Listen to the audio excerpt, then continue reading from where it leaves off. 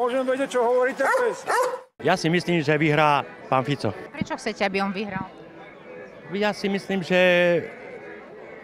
taký prehľad o všetkom, ako má pán Fico, tak to nemá momentálne v slovenskom biznise, alebo ako by som to povedal, proste nikto to nemá. Proste Fico je Fico, ja som ficiar obrovský a budem aj ficiar. Vieme, kto nás oslobodil, vieme, že to boli sovietské vojská a teraz sa to všetko otáča a ideme proti Sovietskému zväzu. Neviem kvôli čomu, neviem prečo, za to, že je tam vojna. Že je vojna Západ a Ruska.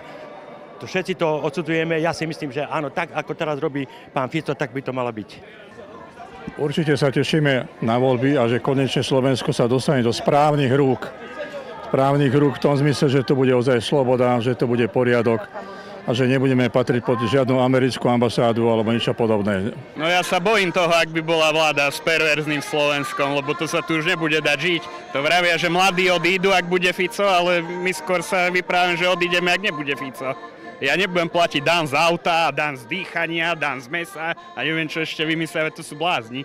Každý si myslí, že ten socializmus, že bol zlý.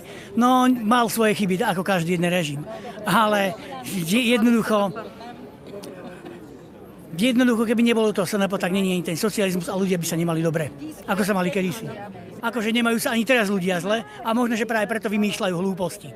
Čo pre vás znamená Slovenské národné povstanie? V prvom...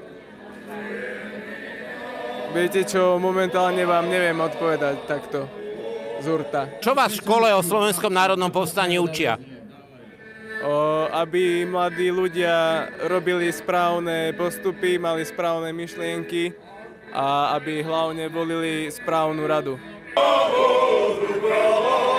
Že boli schválené centrálne oslavy Slovenského národného. Banskú Bystricu si uzurpoval establishment, ktorý sa bojí ľudí a nechce robiť žiadne oslavy Slovenského národného povstania. Fašizmus sa vracia. Už nie v tej hnedej podobe, ale v tej dúhovej, ružovej, tak ako naši starí otcovia zastavili ten hnedý fašizmus, my zastavíme ten modrý, liberálny.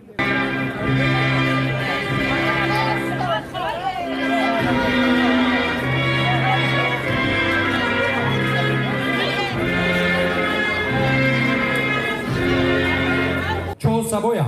Boja sa názoru vás, ľudí, od ktorých pochádza moc? Je potrebné, aby sme odsúdili v zárodku akékoľvek náznaky na rehabilitáciu neofašistov a fašistov. Vzdelávať naše deti, naše vnúčence, lebo máme teraz politikov, ktorí sú aj v Národnej rade, ktorí hovoria o tom, že nás oslobodili Američania a mier prišiel zo západu. Drahí smeráci, súdružky a súdruhovia. Dneska tu máme liberálny fašizmus a musíme ho poraziť. Oslobodzovala nás Červená armáda, Sovietský zväz a najviac si vytrpel rúsky národ. Spasíba! Vojna a fašizmus vždy prichádzali zo západu a sloboda a mier z východu. Hospodárstvo Ruskej federácie ide hore a Európska únia je v recesii. Tak kde tí súdruhovia z NDR urobili chybu?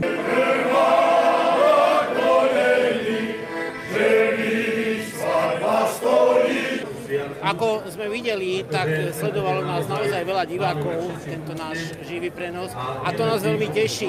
Sme online tu a teraz sme tu pre vás a ďakujeme, že nás sledujete. Takže uvedomte si, že naši psi a ja, že som kokot v parlamente